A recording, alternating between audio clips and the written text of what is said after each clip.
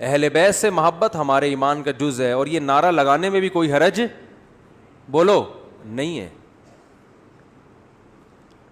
صحابہ سے محبت ہمارے ایمان کا جز ہے، اور یہ نعرہ لگانے میں بھی کوئی حرج نہیں ہے. عشق مصطفیٰ ہمارے ایمان کا جزو ہے، اور اس کے نعرہ لگانے میں بھی کوئی حرج نہیں ہے. لیکن اگر اس نعرے کے پیچھے، ان تینوں نعروں کے پیچھے مقاصد غلط ہیں، تو اس کا مطلب یہ نعرہ اس لیے لگایا جا رہا ہے کہ آپ اپنے عیبوں پر پردہ ڈالنا چاہتے ہو.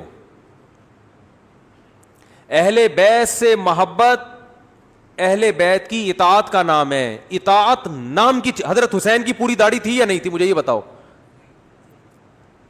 بولو نا بھائی.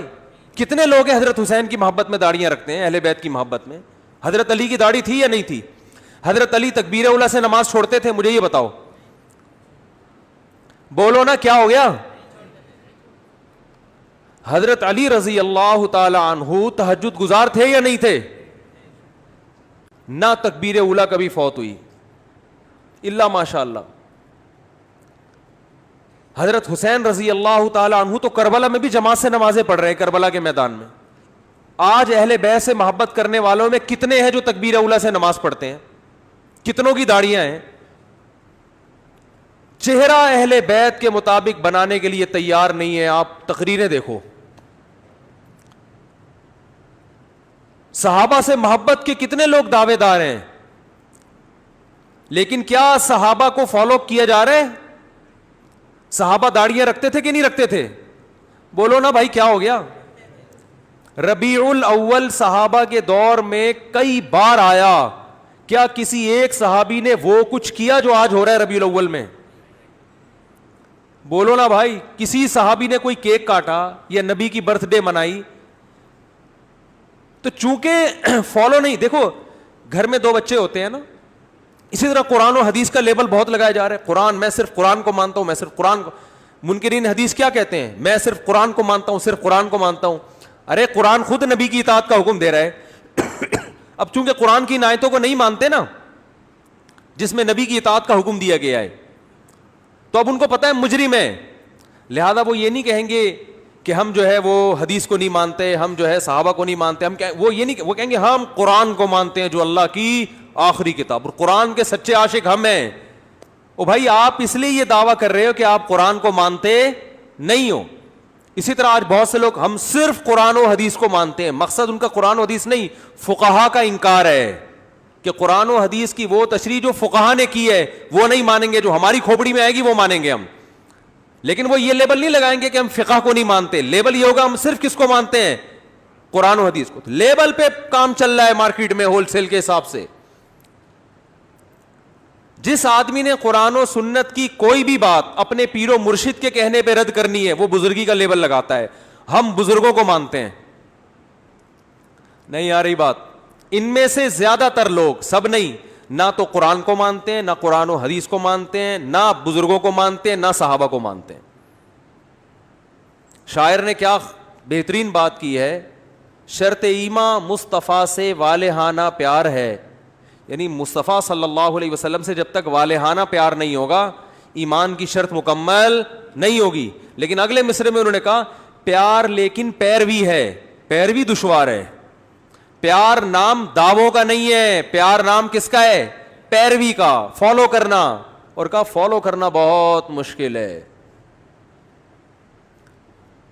آگے شاعر کہتا ہے جس کو دیکھو اس کا دیوانہ سرے بازار ہے. یعنی کیونکہ اب لوگوں نے پیار کی ڈیفینیشن ہی کو چینج کر دیا. صرف نعرہ لگانے کو پیار کہا جاتا ہے، لہذا ہر دوسرا آدمی پیار و محبت کا دعوے دار ہے. سمجھ میں آ رہی ہے بات؟ دیکھو دو آدمی ہونا، ایک باپ کے دو بیٹے ہیں، ایک نالائق ہے اور ایک فرما بردار ہے. فرما بردار بیٹے کو اپنے باپ سے محبت کے لیے زیادہ نعروں کی ضرورت نہیں ہوتی. نعرہ لگانا جائز ہے، اہل بیت کی محبت کا بھی، صحابہ کی محبت کا بھی. میں نعرے کی برائی نہیں کر رہا، میں یہ کہہ رہا ہوں صرف نعرہ نہیں چلے گا. بعض دفعہ وہ لوگ زیادہ نعرہ لگاتے ہیں جو اہل بیت کو یا صحابہ کو یا نبی کو فالو نہیں کر رہے ہوتے.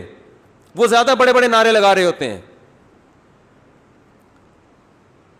تو دیکھو ایک باپ کے دو بیٹے, ایک فرمانبردار ایک نالائق. جب پیڑے کھانے کا ٹائم آئے گا نا تو نالائق زیادہ چیخ چیخ کے بولے گا کہ میرے ابا بہت اچھے, میں ابا کا بیٹا ہوں. یا وراثت لینے کا جب ٹائم آئے گا, ایسا ہوتا ہے کہ نہیں ہوتا؟ وراثت لینے کے لیے نالائق بیٹا سب سے آگے لائن میں لگا ہوا ہوتا ہے, نادرا کہ وہ دکھا رہا ہوتا ہے بے فارم میں, یہ میرے ابا ہیں.